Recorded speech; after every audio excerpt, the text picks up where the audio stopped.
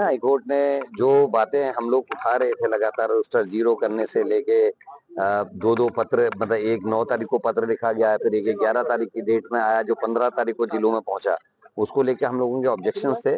उस पर कोर्ट ने मोहर लगाई है। मैं उसको उसके लिए कोर्ट को भी धन्यवाद देता हूँ, और ये बात भी साबित होगी कि कांग्रेस जो आरोप लगा रही थी वो सही साबित हुए हैं।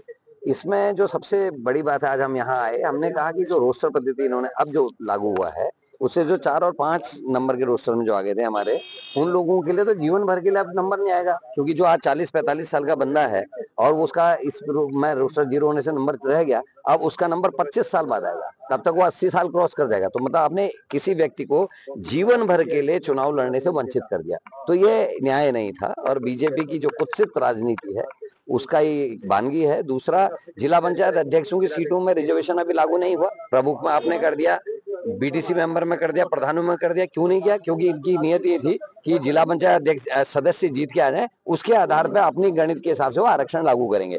तो इसके लिए भी हमने आज ऑब्जेक्शन दिए हैं।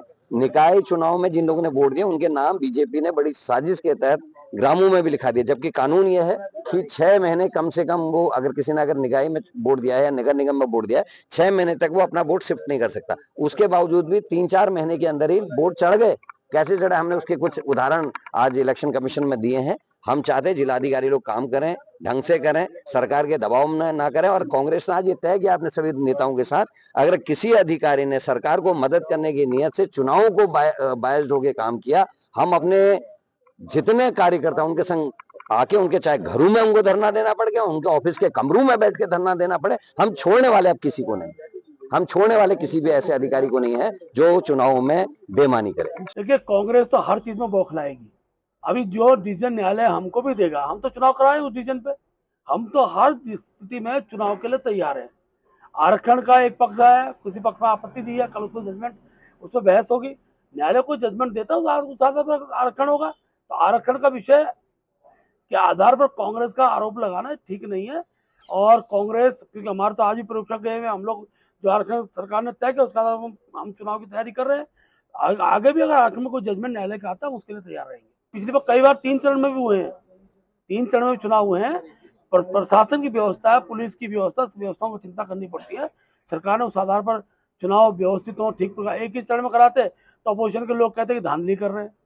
अलग अलग चरणों में करा रहे हैं तो व्यवस्था ठीक करने के लिए करा रहे हैं। तो ये सब चीज देखनी पड़ी। चारधाम यात्रा भी इस बीच में है, इसलिए प्रशासन की कहाँ कितनी आवश्यकता रहती है उसको समझना पड़ता है। देखिए, अभी हमने जो कोर्ट का जजमेंट आया है उसे मंगाया, उसका अध्ययन करेंगे।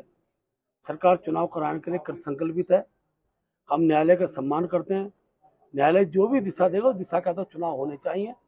चुनाव के लिए सरकार वचनबद्ध है और हमारा प्रयास है कि ऐसा समय चुनाव हो जाए। आरक्षण को लेकर के रिजर्वेशन को लेकर पहले ही सरकार तैयार नहीं थी। नहीं, रिजर्वेशन का एक मानक बनता है, उस मानक के आधार पर रिजर्वेशन हुआ है। और ओबीसी आरक्षण के बाद सरकार ने जब आरक्षण लागू किया तो उसको जीरो केंद्रित आरक्षण किया। लेकिन आपत्तियां देना सबका अधिकार है। न्यायालय में आपत्तियां गई हैं, कल उसका जजमेंट भी आएगा और उस जजमेंट के आधार पर सरकार अपना पक्ष रखेगी। और जो भी पक्ष होगा, जब पक्ष के आधार पर न्यायालय जो निर्देश देगा वो उस निर्देश से सरकार चुनाव कराएगी।